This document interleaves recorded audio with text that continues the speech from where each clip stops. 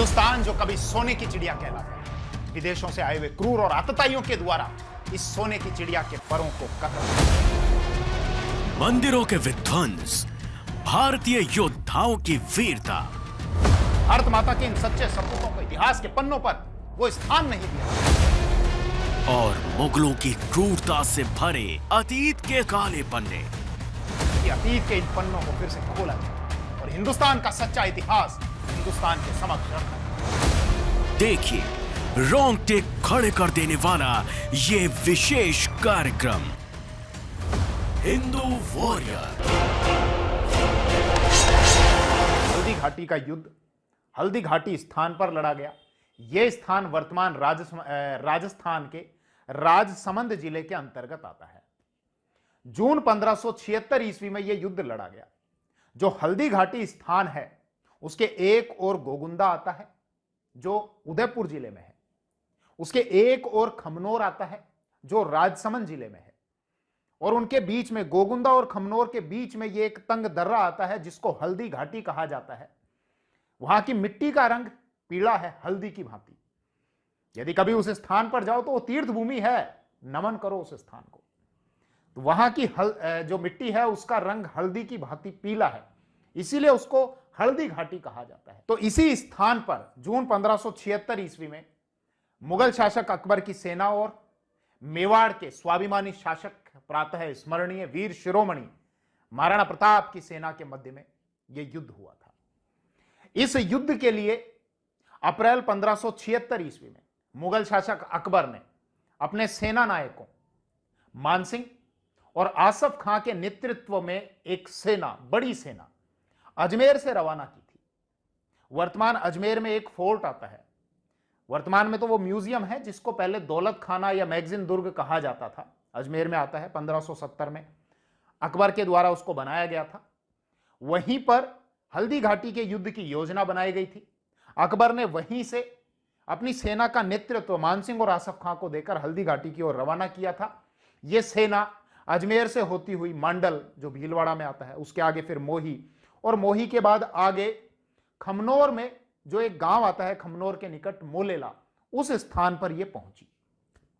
दूसरी ओर महाराणा प्रताप की जो सेना थी वो लोसिंगा स्थान पर थी।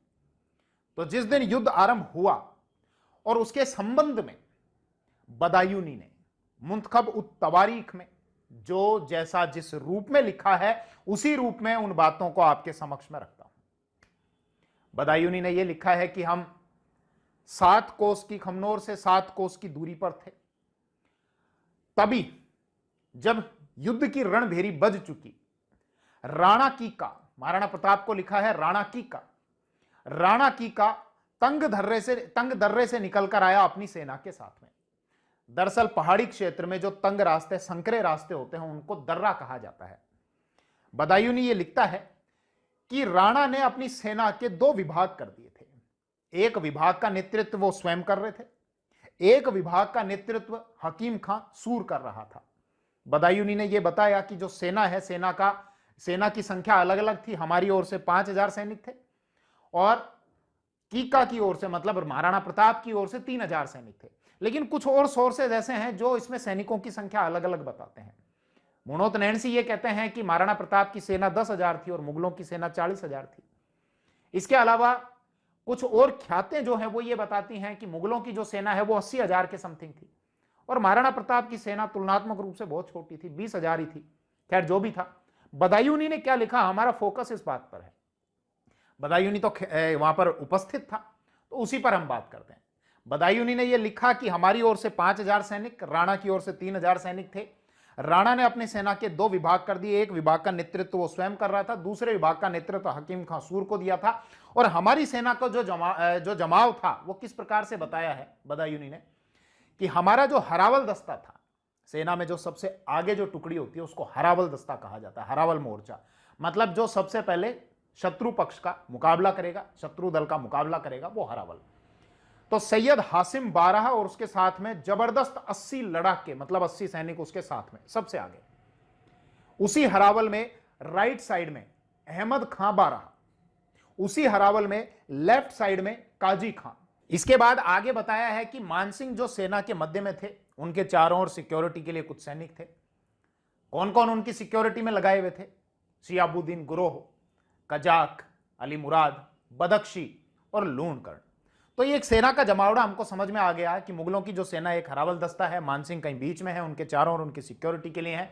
ऊपर से राणा की का मतलब महाराणा प्रताप आए, उनकी सेना के दो विभाग थे। जब वो उतरकर आए तो इस प्रारंभिक मोर्चे ने मतलब शुरुआती दौर में महाराणा प्रताप ने उन पर जो वार किया था उसके संबंध में बदायूंनी ये लिखता है कि आरंभिक तौर पर हमारे हरावल की हार हुई। उसका कारण क्या बताया बदायूंनी ने कि भूमि ऊंची नीची थी, रास्ते जो हैं वो टेढ़े मेढ़े पथरीले थे, कांटों भरे थे, इसीलिए हमारी शुरुआती तौर पर बुरे तरीके से हार हुई। अब यहां पर एक मुझे कथन याद आता है, एक मुहावरा याद आता है, नाच न जाने आंगन टेढ़ा। खैर, तो ये तो बदायूंनी ने एडमिट किया है कि भैया हारे हम, लेकिन हार का जो हमारा कारण था वो ये था कि भूमि ऊंची नीची थी, रास्ते थोड़े पथरीले थे, कांटों भरे रास्ते थे, इसलिए हम हारे। महाराणा प्रताप आगे बढ़े। काजी खां जो लेफ्ट साइड में था हरावल में, उसके अंगूठे पर वार किया तलवार से, अंगूठा कट गया, काजी खां भागा। बदायूंनी ये लिखता है कि जो हमारे हरावल के वाम पार्श्व में मतलब जो लेफ्ट साइड में थे वो भेड़ों के झुंड की तरह राइट साइड में भागे। और आगे बाद में यह लिखा है कि जब हमारी सेना भागी, बनास नदी को पार किया। गौर करना इस बात पर, बदायूंनी लिख रहा है। बदायूंनी कौन? स्वयं अकबर का व्यक्ति। बदायूंनी कौन? जो स्वयं युद्ध स्थल पर उपस्थित था। बदायूंनी कौन? जिसके द्वारा लिखा गया है मुंतखब उत तवारीख, उसमें जैसा लिखा है वो बता रहा हूं। बदायूंनी ये लिखता है आगे कि जब ये ऐसी स्थिति हुई कि लेफ्ट साइड में जो हमारी सेना थी वो भेड़ों के झुंड की तरह राइट साइड की ओर भागी, मैं स्वयं जो हरावल के खास सैन्य मोर्चे के साथ में था, बनास नदी को हम पार करके 5-6 कोस तक भागते रहे। भैया आप भाग रहे हो, आपकी सेना भेड़ों के झुंड की तरह भाग रही है, तो महाराणा प्रताप कैसे हार रहे हैं? खैर, विषय को थोड़ा सा और आगे बढ़ाते हैं। आगे लिखा गया कि जब सेना में निराशा छा गई, हम भागते रहे, तो मिहत्तर खां जो चंदावल में था, मतलब हमारी सेना में ही था, वो बाहर निकल कर आया और मिहत्तर खां ने ढोल बजाया और यह प्रचारित कर दिया कि बादशाह स्वयं मतलब अकबर स्वयं एक बड़ी सेना के साथ में यहां पर आ रहे हैं। और यह खबर सुनने के बाद हमारे सैनिकों में उत्साह हुआ और हमारे सैनिकों के पैर डटे। उसके बाद फिर हमने युद्ध लड़ना आरंभ किया। आगे बदायूंनी ने यह लिखा है कि यहां पर जो सैयद थे उन्होंने हमारी इज्जत बचा ली, नहीं तो हमारी बदनामी के साथ में हार होती। मतलब हार तो होती और यह बहुत बड़ी बदनामी के साथ हार होती। बदायूंनी के द्वारा ऐसा भी लिखा गया है और यह सुनकर आपको भी बहुत अचंभा होगा कि मुगल सेना की ओर से जो राजपूत जो हिंदू लड़ रहे थे उनके मन में तो यह भाव नहीं रहे होंगे। खैर, जैसा लिखा हुआ है मैं आपको उसी रूप में बताता हूं। बदायूंनी ये लिखते हैं कि मैं हरावल के खास सैन्य मोर्चे के साथ में था, बहुत गर्मी थी और इस तीक्ष्ण गर्मी की वजह से खोपड़ी का रक्त उबलता था। जून का महीना है तो जून के महीने में गर्मी होगी, खोपड़ी का रक्त भी उबलेगा। तो मैंने आसफ खां से पूछा, मतलब बदायूंनी ये लिखते हैं कि मैंने आसफ खां से पूछा कि यहां पर हमारी पक्ष के राजपूत और शत्रु पक्ष के राजपूतों की भीड़ ऐसे आपस में मिल गई है कि पता ही नहीं चलता कि हमारे पक्ष का राजपूत कौन है और शत्रु पक्ष का राजपूत कौन है, तो कैसे इन पर वार किया जाए। तो आसफ खां ने मुझसे यह कहा, गौर करना इस पर। बदायूंनी क्या लिखता है कि आसफ खां ने मुझसे यह कहा कि तुम तो वार करते जाओ, भले ही किसी भी पक्ष का राजपूत मरे, इसमें इस्लाम का तो हर दशा में लाभ होगा। हम वार करते गए और भीड़ इतनी अधिक थी कि हमारा एक भी वार खाली न गया और मुझे भी काफिरों को मारने का सौभाग्य प्राप्त हुआ।